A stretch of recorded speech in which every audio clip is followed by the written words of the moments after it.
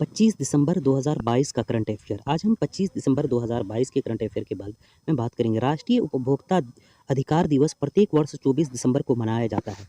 राष्ट्रीय उपभोक्ता अधिकार दिवस कब मनाया जाता है? प्रत्येक वर्ष 24 दिसंबर को मनाया जाता है। 24 दिसंबर 2022 को सतविनी बुराका को फिजी का नया प्रधानमंत्री नियुक्त किया गया है। 24 दिसंबर 2022 को सतविनी राबुका को फिजी का नया प्रधानमंत्री नियुक्त किया गया है। चलिए इससे आगे बढ़ते हैं, उससे पहले आप हमारे चैनल को सब्सक्राइब कर लीजिए, वीडियो को लाइक कर दीजिए।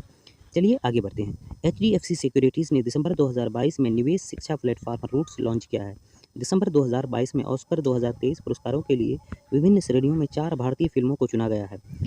बेथ मीड ने को दिसंबर 2022 में BBC sports personality of the year 2022 के लिए सम्मानित किया गया है। श्रीलंका ने दिसंबर 2022 में विदेशी व्यापार के लिए भारतीय रुपये का उपयोग करने पर सहमति व्यक्त कर दी है। श्रीलंका ने दिसंबर 2022 में विदेशी व्यापार के लिए भारतीय रुपये का उपयोग करने पर सहमति व्यक्त कर दी है। रिलायंस जियो ने 23 दिसंबर 2022 को रिलायंस इंफ्राटेल के मोबाइल टावर और फाइबर संपत्ति का अधिग्रहण कर लिया है।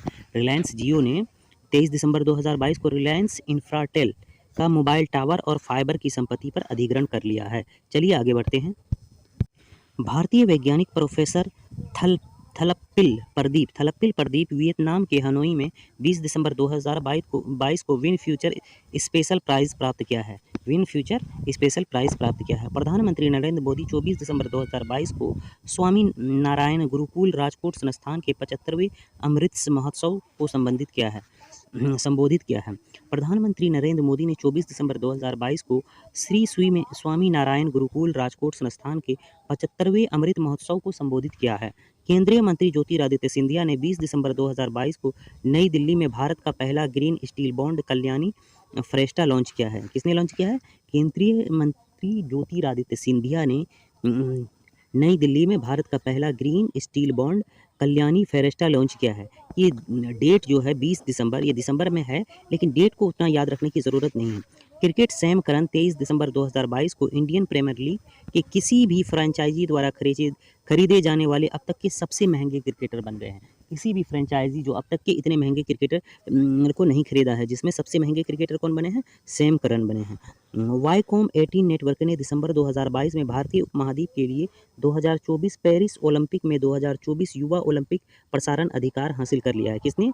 वाईकॉम 18 नेटवर्क ने। अमेरिकी राष्ट्रपति जो बाइडेन ने 20 दिसंबर 2022 को भारतीय अमेरिका रिचर्ड और वर्मा प्रबंधन और संसाधन राज्य के उप सचिव के रूप में नामित किया है। अमेरिकी राष्ट्रपति जो बाइडेन ने 20 दिसंबर 2022 को भारतीय अमेरिकी रिचर्ड आर वर्मा को प्रबंध और संसाधन राज्य के उप सचिव के रूप में नामित किया है।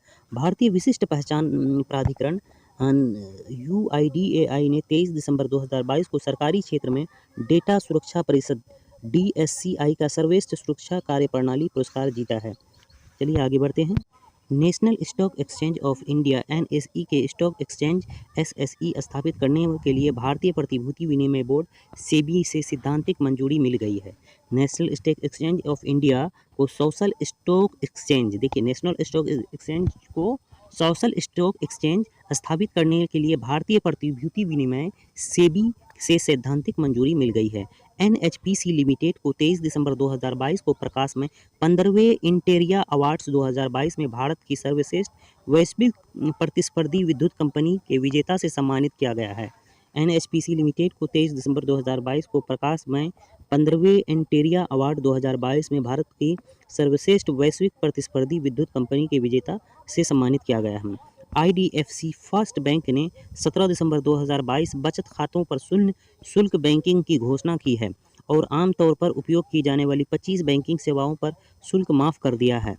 पूर्वी नागालैंड 1200 सामंत किसानों की आय को तिगुना करने की मदद करने वाले सेथरी संगतम को ग्रामीण विकास उत्कृष्ट योगदान देने का प्रथम रोहिणी नैयर पुरस्कार से सम्मानित किया गया है। पूर्वी नागालैंड में 1200 सीमांत किसानों की आय तिगुना करने की मदद करने वाले सेथरी संगतम को ग्रामीण विकास उत्कृष्ट योगदान के लिए प्रथम रोहिणी नैयर पुरस्कार से सम्मानित किया गया है। ये प्रथम रोहिणी नैयर पुरस्कार जो है कल का भी करंट अफेयर में था, आज का भी था, चलिए इसको याद रखिएगा। रविंद्रनाथ टैगोर साहित्य पुरस्कार संयुक्त रूप से सुदीप सेन अपनी शैली एंथ्रोपीसीन, क्लाइमेट चेंज और कैटेगियन सातवाना और शोभना कुमार को उनके हाइबून संग्रह ई scale full of bucket list के लिए जीता है। रविंद्रनाथ टैगोर साहित्य पुरस्कार। संयुक्त रूप से सुदीप सेन ने अपनी शैली एथ्रोपिसीन, क्लाइमेट चेंज और कैटेगियन सतवाना और शोभना कुमार को उनके हाइबून संग्रह a sky full of bucket list के लिए जीता है। चलिए आगे बढ़ते हैं। भारतीय वायुसेना IAF और जापानी वायु आत्मरक्षा बल JASDF 16 से 26 जनवरी 2023 तक जापान के हायाकुरी हवाई अड्डे और इरुमा हवाई अड्डे पर अपना पहला द्विपक्षीय हवाई अभ्यास गिर गार्जियन 23 मतलब 2023 में होने वाला है, इसलिए 23 आयोजित करने के लिए तैयार है। कौन? भारतीय वायुसेना और जापानी वायु आत्मरक्षा बल JASDF 16 से 26 जनवरी 2023 तक जापान के हायाकुरी हवाई अड्डे और इरुमा हवाई अड्डे पर अपना पहला द्विपक्षीय हवाई अभ्यास वीर गार्जियन 23 आयोजित करने के लिए तैयार है। आज का करंट अफेयर हमारा यहीं तक है। अगर हमारा वीडियो अच्छा लगे तो आप वीडियो को लाइक कीजिएगा और चैनल को सब्सक्राइब कीजिएगा। चलिए अब हम इंट्रो में मिलते हैं। हाय दोस्तों, मैं नासिक। आप सबों को मालूम है कि मैं करंट अफेयर और सामान्य ज्ञान से संबंधित वीडियो लेकर आता हूँ। अगर मेरा वीडियो थोड़ी सी भी आरामदायक लगे तो आप मेरे वीडियो को लाइक करें, चैनल को सब्सक्राइब करें और वीडियो को शेयर करें।